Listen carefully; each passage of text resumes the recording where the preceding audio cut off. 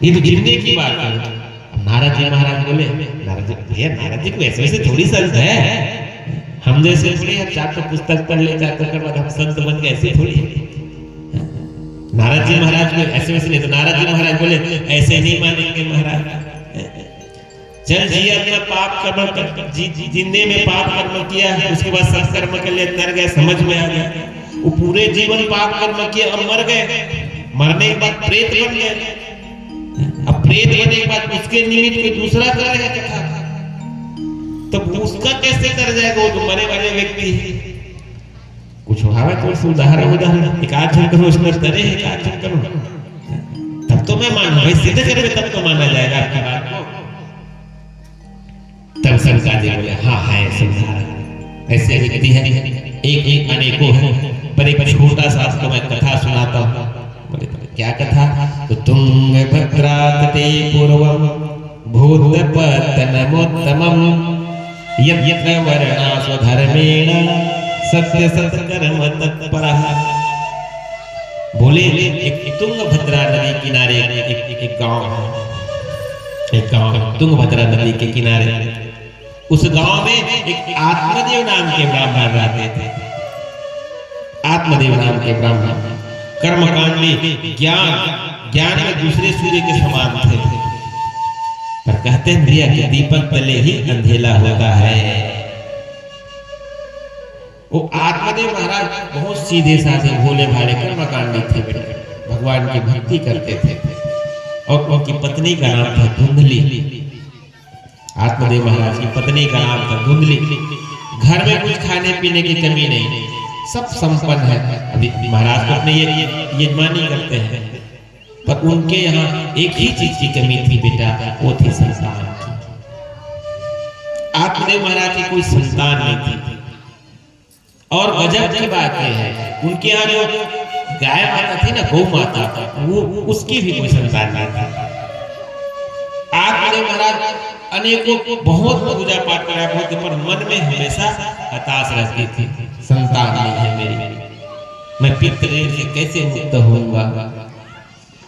पर उनकी पत्नी जो धुंधली थी ना, और लोग वार्ता क्रूरा होता है, मतलब दुष्ट स्वभाव के थे।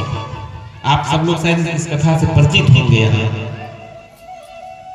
वो हमेशा उल्टे किया करती थी, उल्टा काम करती थी, और जैसे ही अपने पति के सामने आती फिर उससे बड़ा कोई पतिव्रता नारी नहीं रहती थी, एकदम शरीफ बन जाती थी पति के सामने। तो एक बार क्या हुआ, आत्मदेव महाराज के मन में हताश हो गई कि मेरी कोई संतान नहीं है, मैं ऐसे बिना संतान का चला जाऊंगा, मेरे पूर्वज को कौन जल देगा, मेरे पूर्वज वैसे लड़के रहेंगे, ये जीवन भी क्या जीवन है, ऐसे जीवन को जीना बेकार है। ऐसे हताश होके आत्मदेव नाम के जो ब्राह्मण थे भैया, वो जंगल की तरफ निकल गए, जंगल की तरफ चले गए। मन में विचार कर रहे थे, ऐसे एक तालाब पड़ा, तालाब किनारे बैठे मन में विचार कर रहे थे, रो रहे थे, बिलाप कर रहे थे, अश्रु से, आंखों से अश्रु निकल रहे थे। उसी समय एक संयोग बन गया भैया कि एक संत जी का आगमन हो गया बेटा। एक संत जी उसी समय निकल रहे थे, तो उस संत जी ने देखा कि ये ब्राह्मण है, मस्तक में तिलक देखा है, हंसिका देखा, पहचान है तो ब्राह्मण देवता है, ये रो रहे हैं। उस संत ने मन में विचार किया, शायद इसलिए रो रहे होंगे जंगल में आके कि मुझे भगवान की प्राप्ति नहीं हुई, जंगल बाद में क्यों रोगा। उस संत जी ने विचार किया, मन में अपने ऐसे विचार किया, शायद भगवान को पाने के लिए तपस्या करने के लिए आए होंगे ब्राह्मण देवता, और उसको भगवत प्राप्ति नहीं हो रही है, तो विलाप कर रहे, रो रहे। जा करके देखो, पूछो तो नहीं, मैं कुछ इसका मदद तो कर दूं। तब वो संत जी गए कि आत्मदेव ब्राह्मण से पूछे, कथम रोदसी विप्र तुम का चिंता बलेयसी वद त्वं सहस्रं मह्यं स्वस्य दुःखस्य कारणम्। कथम रोदसी विप्र, हे ब्राह्मण देवता क्यों रो रहे हो आप, आपको क्या चिंता हो गई है। आप अपने दुख का कारण मुझे विस्तार के साथ में बताइए। तब वो आत्मदेव नाम का जो ब्राह्मण है वो ब्राह्मण हाथ जोड़कर बोले, महाराज आपका आशीर्वाद से और भगवान की कृपा से सब कुछ है मेरे घर में, किसी भी चीज की कमी नहीं है मुझे, बाकी किसी भी चीज की मुझे तकलीफ नहीं, किसी भी चीज की दुख नहीं है, बस एक ही चीज का दुख है महाराज। बोले क्या? तो बोले मेरी कोई संतान नहीं है महाराज, आप ऐसे कृपा कर दो कि मुझे संतान प्राप्ति हो जाए। तब उस संत ने कहा, अपने मन में विचार किया, अरे मैं कहाँ आकर फंस गया है, कहाँ आकर फंस गया। बोले संत मन में, मैं तो सोच रहा था ये भगवान के लिए रो रहे हैं, पर ये तो भगवान के लिए नहीं, ये तो संतान के लिए रो रहे हैं। तब उस संत जी ने आत्मदेव महाराज को बहुत समझाया। बोले महाराज संतान क्यों चाहिए? संतान क्यों चाहिए? हम चाहते हैं कि हमारे कुल को आगे बढ़ाया जाए। अगर कहीं कुपुत्र निकल गया तो पुत्र, अगर कुपुत्र निकल गया तो अब क्या जरूरी है क्या कि संतान ही होगा तभी हमारा कल्याण होगा? अग्निदान करेगा, पिंडदान करेगा तभी जरूरी क्या? भैया ऐसे ऐसे दुनिया में संतान हुए हैं। संतदेव महाराज आत्मदेव महाराज बता रहे हैं, जो अपने पूर्वजों को जो स्वर्ग में थे उसको ला करके नरक में डाले, राजा संगत के उदाहरण देते। तो बहुत समझाया आत्मदेव नाम के ब्राह्मण।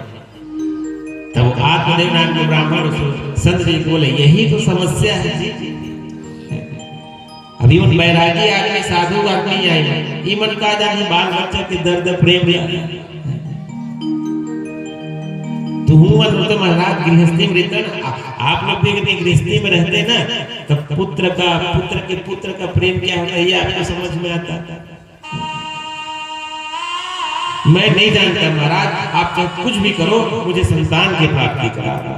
अगर आप मुझे संतान की प्राप्ति नहीं कराएंगे तो मैं आपके सामने यही अपने सर पटक पटक के अपनी आत्महत्या कर मर जाऊंगा। वो संत देवता बड़े मुसीबत में पड़ गए। सोचे कि मैं सोच भगवान को नहीं रो रहा है, अब तो इस संत के लिए अगर मर जाएगा तो मुझे और उल्टा ब्रह्म हत्या लग जाएगा, ब्रह्म हत्या लग जाएगा। मैं कहाँ करके फंस गया।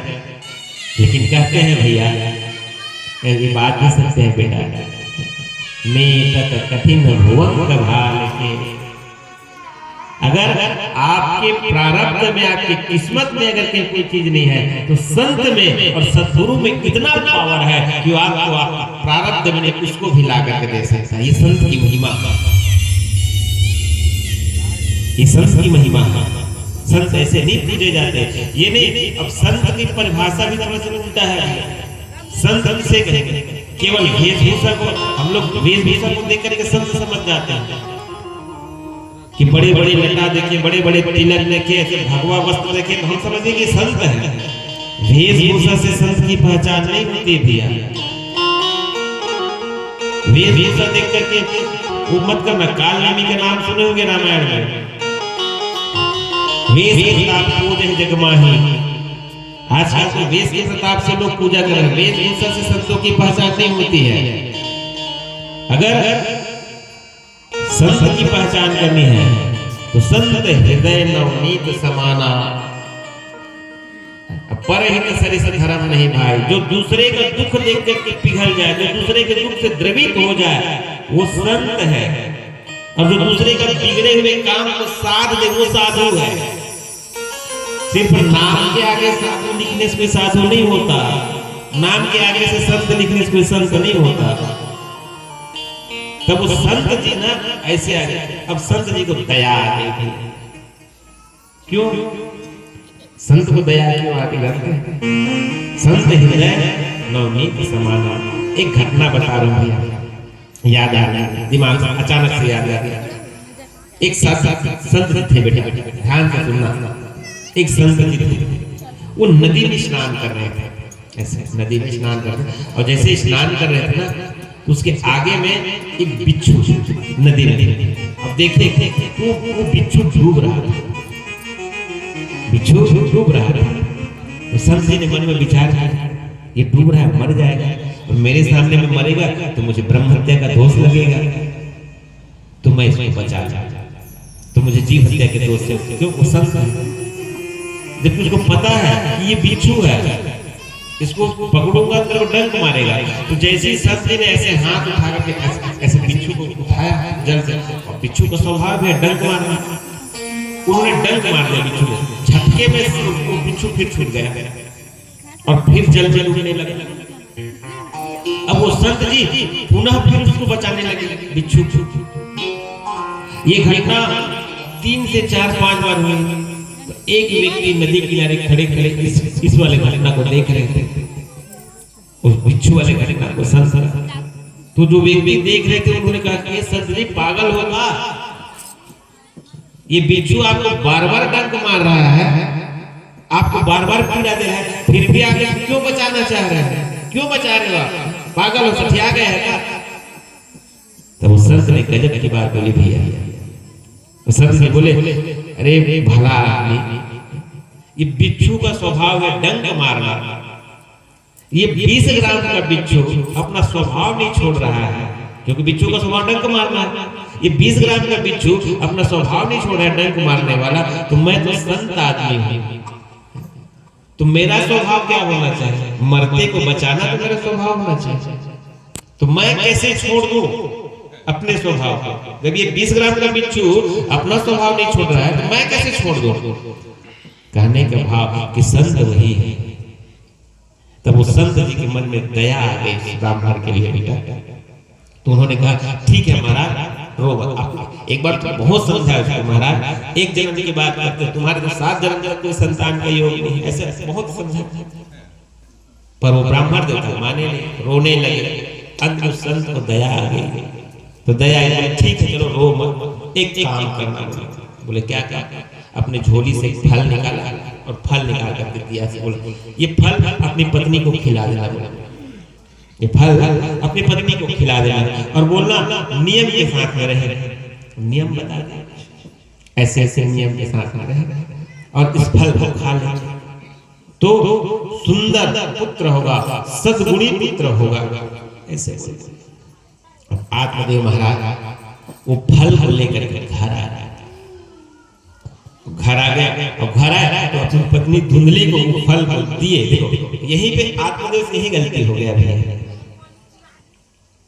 स्त्रियों का विश्वास नहीं करना चाहिए, दुष्ट नाम स्त्री है, स्त्रियों का विश्वास के लिए मना किया गया है शास्त्र में। 8 अवगुण स्त्रियों में हमेशा पाई जाती है, समय रहेगा। तब आत्मदेव महाराज से ही पे गलती हो गया भैया, वो फल दिए अपनी पत्नी को खिलाया, और संत ने कहा था कि ये फल अपनी पत्नी को खिला देना। आत्मदेव महाराज बोले देवी ये फल है, ये फल को आप खा लेना, इससे खाओगे तो आपकी हमारी संतान होगी। और दे करके अपना यजमानी निकल गया बेचारा पूजा पाठ करने के लिए। अब धुंधली वो फल को लिए ऐसे बैठे, ऐसे भी सुंदर की बुद्धि तो ही है धुंधली, और आत्मदेव महाराज तो निकल गए घर से। अब धुंधली ऐसे फल को लिए सोच रही है ये फल को खाऊंगी तो मैं गर्भवती हो जाऊंगी, मेरा पेट बढ़ जाएगा, अगर कहीं गांव में आग लग गई तो सब लोग तो भाग जाएंगे, मैं कहाँ भाग पाऊंगी, मैं कैसे मर जाऊंगी। दुनिया भर में कुतर्क करना प्रारंभ कर दे धुंधली, ऐसे मन में फर्क। और उसी समय एक संयोग ये घट गई भैया कि धुंधली की बहन आ गई उसके घर। अब उसकी बहन आ गई, अब देखो इधर इसे कहते हैं जिसके यहाँ खाने को रहता है ना भैया, उसके यहाँ खाने वाला नहीं रहता है। अब जिसके यहाँ खाने को नहीं है ना, उसके यहाँ खाने वालों भरे हैं। अब देखो ये जो धुंधली की बहन आई है ना, इसका कम से कम 12-13 बच्चे हैं, और ऊपर से और गर्भवती है, और एकदम से गरीब, और जो इसकी बहन के पति है लोभी है, लोभी प्रवृत्ति है। अब धुंधली के पास उसकी बहन आई, तो उसकी बहन आई, बोली पूछी दीदी ये क्या है, तो बोले जीजा ने फल दिया है। क्यों दिया है? खाने के लिए बोला है। क्यों नहीं खाए? मैं सोच रही हूँ अगर मैं गर्भवती हो, इसको हम गर्भवती हो जाऊंगी, मेरा पेट बढ़ जाएगा, ऐसा वैसा सब दुनिया भर के बताया। उसकी बहन ने दिमाग लगाया, बोले पहले तो खुश थी, चलो मेरी बहन को कोई संतान नहीं, पूरी संपत्ति मेरी है। तो बोले ऐसा है तो मत खाओ, वो जान को जोखिम में डालना। तो कैसे करेंगे फिर? तेरे जीजा पूछेगा तो बोले मैं भी हूँ गर्भवती, मेरे पति को कुछ धन दे देना, वो लोभी है, वो धन पाएगा तो फिर और इस बच्चे को मैं किस लाख दे दूंगी। तो दोनों बहन आपस में समझौता कर लिया, बेटा चलो ठीक है, बात बन गई। अब बोले तो वहां तक तो ठीक है, चलो मैं तुम्हारे जीजा को झूठ बोल दूंगी कि मैं गर्भवती हूँ बोल के, ये बात अब ये फल का क्या करें? तो बोले तुम्हारे वो गाय है ना, वो भी बांध, तो इसका परीक्षा भी हो जाएगा संत का फल का कि सही है कि गलत है। तो ये फल को उस गाय को खिला देंगे। वैसे किया गया, वो फल को अपने गाय को खिला दिए और अपने देखा समय व्यतीत हुआ धीरे धीरे। अब कुछ समय बाद वो धुंधली की उसकी बहन की संतान, तो वो धुंधली इधर नाटक करने लगी ना, अब पति तो सीधा साधा है, तो धुंधली इधर नाटक करने अपने पति को मैं गर्भवती हूँ ऐसे, और वो धुंधली के जैसे बच्चे हुए तो उस बच्चे को ला कर अपनी बहन को दे धुंधली को।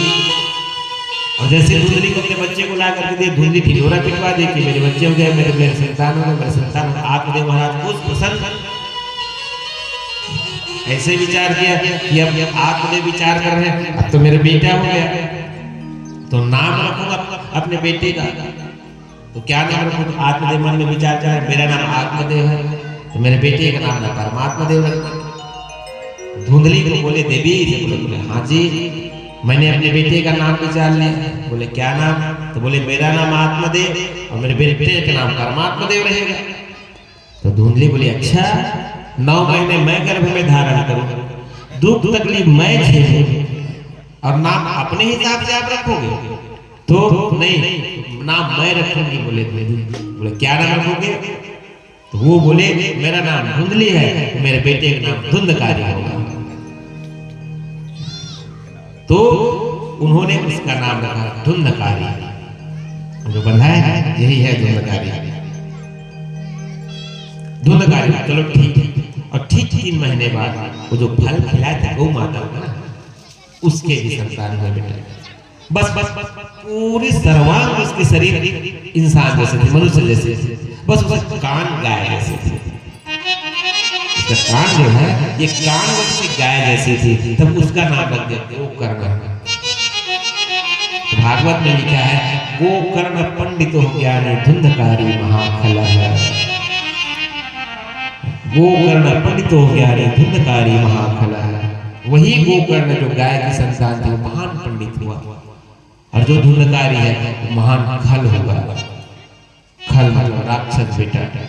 हम और आप सभी सब राक्षस सुनते हैं तो मन में कल्पना आती है, राक्षस बोलते तो मन में चित्र चलता है कि नहीं चलता है? तो बड़े बड़े दांत, बड़े बड़े अब नवरात्रि दुर्गा मेले से मारत देखे, वही राक्षस से झूलते नहीं। तो दीदी मन से पूछ ले विजय कुछ राक्षस दिखे ना, तो मतलब राक्षस कहा था, कल्पना कर राक्षस कैसे दिखे? तो दुर्गा में राक्षस दिखते ना, तो वो जमाना का राक्षस रहे सतयुग त्रेता के, तो जैसे युग था वैसे राक्षस था। अभी ये कलयुग है, स्मार्ट युग चल रहा है, स्मार्ट युग चल रहा है, कलयुग मतलब स्मार्ट युग। तो कलयुग के राक्षस भी स्मार्ट हो गए। कलयुग के राक्षस को पहचान पाना बड़ी मुश्किल है। तो कैसे पहचानता है कि ये राक्षस है? कलयुग के राक्षस में कैसे पहचाना? जब सतयुग त्रेता द्वापर के लोग देख के जान लगे, ऐसे बड़े बड़े दांत है, उन्हें देख के जान। पर कलयुग के राक्षस को कैसे जानेंगे कि ये है राक्षस बोल के? नहीं जाना चाहता, नहीं बताया बेटा, मैं बताऊं। तो कलयुग के राक्षस को कैसे पहचानेंगे? अम्मा नहीं मात पिता नहीं देवा, साधु न सन करवा वही सेवा, और जिनके यह आचरण भवानी, सो जान हो निश्चर सब प्राणी। मैंने कहा था ना, भगवान शंकर कहते बात, जो अपने माता पिता को नहीं मानते, जो साधु गुरु को नहीं मानते, जो अपने धर्म को नहीं मानते, वही कलयुग का राक्षस है। स्मार्ट है कलयुग के राक्षस। तो ये धुंधकारी वैसे खल निकल गया बेटा, राक्षस निकल गया। अपूत के पांव पालने में पता चल जाता है। जैसे छोटे थे धुंधकारी से गली खेलने निकल, छोटे छोटे बच्चों को देखते ना तो मार देते, कुएं में से धक्का दे देते, इतना उपद्रवी करने लगा। और गोकर्ण जी महाराज तो चले गए तीर्थ यात्रा करने के लिए। अब इधर बच गया और धुंधकारी बच गया। और धुंधली भी सोचता एक झंझट आता है, काखर वर्ग कमा था, एक खरीच वर्ग तो कमा था, देना 10 रुपए घर का 100 देवा थे जान से तो रिश्ता शुरू गिरवा चोर बाद में सेन फोर, शुरू में गिरवा चोर बाद में सेन फोर। बच्चे को संस्कार देना है तो बचपन से दो। और कैसे संस्कार दो? आजकल के बच्चे मुंह के कहने वाले को नहीं मानने वाले हैं, याद कर रखना। मुंह से आप इतना लाख अच्छा प्रवचन दे दो, लाख उपदेश दे दो, वो बच्चा नहीं जानेगा, उसको कोई प्रभाव नहीं पड़ेगा। तो बच्चे को संस्कार कहाँ से मिलेगा? हम जो कर्म करेंगे, हम जैसा करेंगे उसको देखेगा वो संस्कार पड़ेगा। अगर आप चाहते हैं कि मेरे बच्चे मेरी सेवा करें तो आप अपने माता पिता की सेवा करो। आप अपनी माता पिता की सेवा करोगे तो आपके बच्चे देख रहे हैं आपको कि आप अपनी माता पिता की सेवा करें, तो वो भी बड़ा होकर आपकी सेवा करेगा। अब आप ही कहीं अपनी माता पिता की सेवा नहीं कर रहे हैं, तो बच्चा देख नहीं रहा है तो क्या जानेगा माता पिता होता क्या है, जानेगा? इसलिए इस धरती का बेटा अगर जीता जाता कोई भगवान है इस धरती में, ये मंदिर आप रोज पूजा करो, व्रत करो, उपवास करो, नियम पालन करो, ये मंदिर वाला भगवान प्रसन्न होगा या नहीं होगा, तुम्हारा कल्याण होगा कि नहीं होगा, इसकी तो गारंटी नहीं है। अगर आपने अपने माता पिता को प्रसन्न कर लिए हैं तो आपका कल्याण 100% होगा, निश्चित मान लीजिए। इस धरती का जीता जाता भगवान माता पिता। माता पिता प्रसन्न है तो समझ लो ये भगवान को प्रसन्न करने की जरूरत नहीं है जी। हम लोग नवरात्रि मनाते हैं, जय अम्बे गौरी माता रानी के दरबार जाते हैं, बड़े बड़े मंदिर दर्शन करने हजारों सीढ़ी चढ़ के जाते हैं। मंदिर की माँ को मनाने के लिए आ जाते हैं और घर की माँ फुटपाथ में पड़ी हुई है, तो वो मंदिर वाली माँ प्रसन्न होगी क्या? कभी नहीं प्रसन्न होगा। घर की माँ को प्रसन्न रखो तो मंदिर वाले के पास जाना नहीं पड़ेगा, ऐसे प्रसन्न रहेगी। हाँ, ये है बेटा भागवत कथा में यजमान बने हो, इस चीज को लिख के रख लो। घर की माँ को प्रसन्न रखो, मंदिर वाले को प्रसन्न करने की जरूरत नहीं, ऑटोमेटिक प्रसन्न रहेगी। माता रानी की बात आ रही, चलो छोटा सा एक माता रानी का कुछ सुना हो, जस गीत नहीं सुनाना, सिंपल हिंदी में सुनाना है। एक जस गीत अंजना माँ से, हनुमान जी माँ की माता जी है ना, हनुमान जी महाराज की अंजना माँ, तो अंजना माँ से आशीर्वाद देने गए तो अंजना माँ बोले बेटा तो राघवेंद्र सरकार को आप जैसे लंका से विजय करके आएंगे आप मेरी कुटिया पे मुझे दर्शन करा देना। तो बोले ठीक है, पर इसको गारंटी नहीं लिए हनुमान जी महाराज। क्यों? हनुमान जी महाराज सेवक है और सेवक धर्म अति कठोरा, सेवक धर्म बहुत कठिन होता है सेवक धर्म। अब हनुमान जी महाराज सोचे अगर कहीं मैं माँ को बोल रहा हूँ ठीक है माँ बोल के लव तो राम जी को मुझे बोलना पड़ेगा कि प्रभु आपको मेरी माँ को दर्शन देना पड़ेगा, हो सके आदेश टाइप का हो जाएगा, तो सेवा धर्म में विघ्न हो जाएगा। तो कैसे बोलूंगा? बोले ठीक है माँ का प्रभु से प्रार्थना है तो देखूंगा आ जाए। जैसे लंका से विजय करके आए तो अंजनी माँ के पास आए, तो अंजनी माँ ने हनुमान जी को कहा बेटा आज से मैं तुम्हें माँ के कर्ज से मुक्त करता हूँ। तो केवल सृष्टि में हनुमान जी महाराज है जो माँ के कर्ज से मुक्त है। ऐसी ममता महिमा, माँ के ममता को पार पाना हमारी आपकी बस की बात नहीं। कहते हैं कि माँ का मरे हुए हृदय भी बोलता है, ममता के मंदिर की है तो सबसे प्यारी मूरत, भगवान नजर आता है जब देखे तेरी सूरत। भगवान को भी कहते हैं त्वमेव माता, पहले कहते हैं त्वमेव माता च पिता त्वमेव, त्वमेव बन्धुश्च सखा त्वमेव, त्वमेव विद्या करुणम त्वमेव सर्वम मम देव देव। ऐसे ममता मई माँ के चरणों में नमन करें बेटा।